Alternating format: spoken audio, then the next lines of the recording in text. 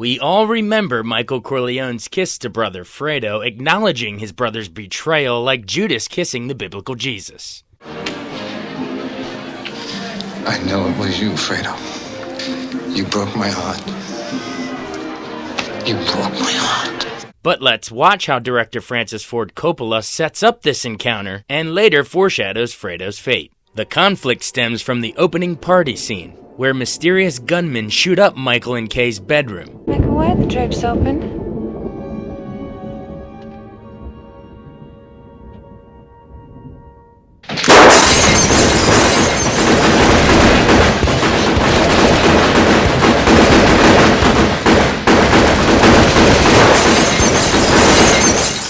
You heard what happened in my home? Mike, I almost died myself, but it was also a relief. In my home! In my bedroom where my wife sleeps! Where my children come and play with their toys. As the Corleones search for the culprit, Coppola tellingly cuts from Michael's words. I want them completely relaxed and confident in our friendship. Then I'll be able to find out who the traitor in my family was. To a sleeping Fredo, implying guilt to the audience.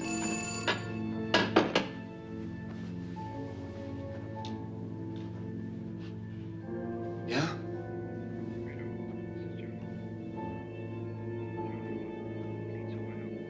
Johnny.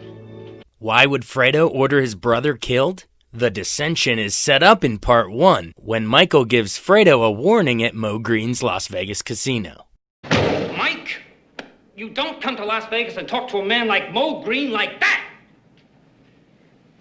Fredo,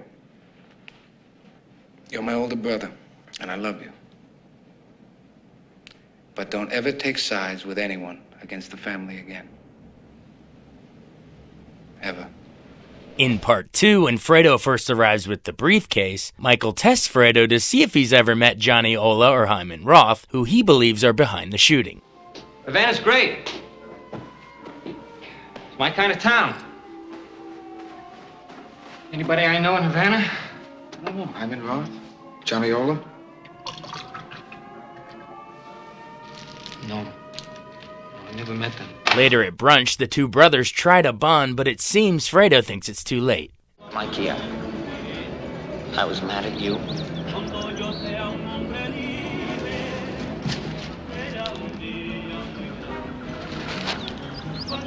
Why didn't we spend time like this before? Then, during a night out in Havana, a drunken Fredo spills the beans that he actually does know Johnny Ola and Hyman Roth. Hey, Freddie, where did you buy this place?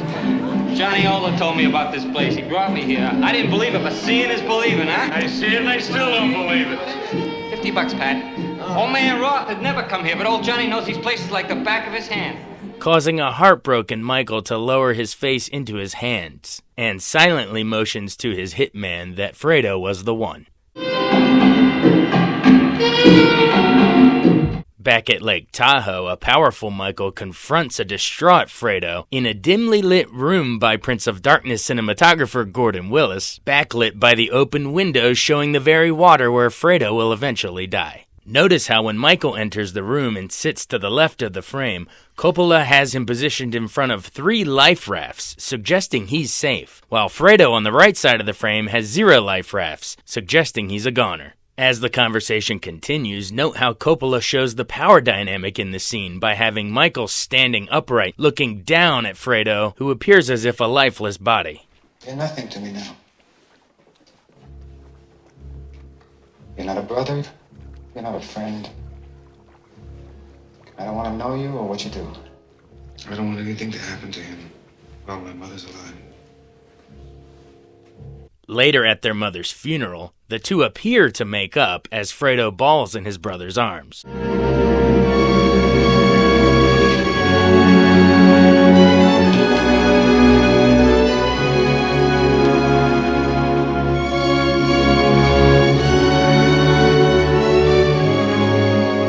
But Michael's silent but deadly glance to his hitman shows that Fredo is a goner. As the film's famous climax unfolds, it's only fitting that Fredo is shot saying the Hail Mary before his body is dumped in that same water.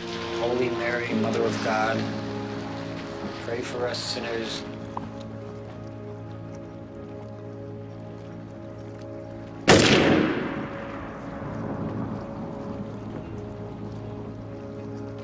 Finally, Coppola shows a flashback set just before the events of the first film, as Michael shares that he's enlisted in World War II. Your country ain't your blood, you remember that.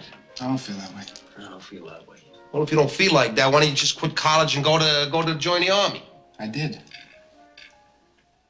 I enlisted in the Marines. What's wrong? Come on, knock it off. Come on, hey, come on, Sonny, punk, Sonny. Notice how Sonny's kids say Daddy's fighting again, foreshadowing his hot-tempered death.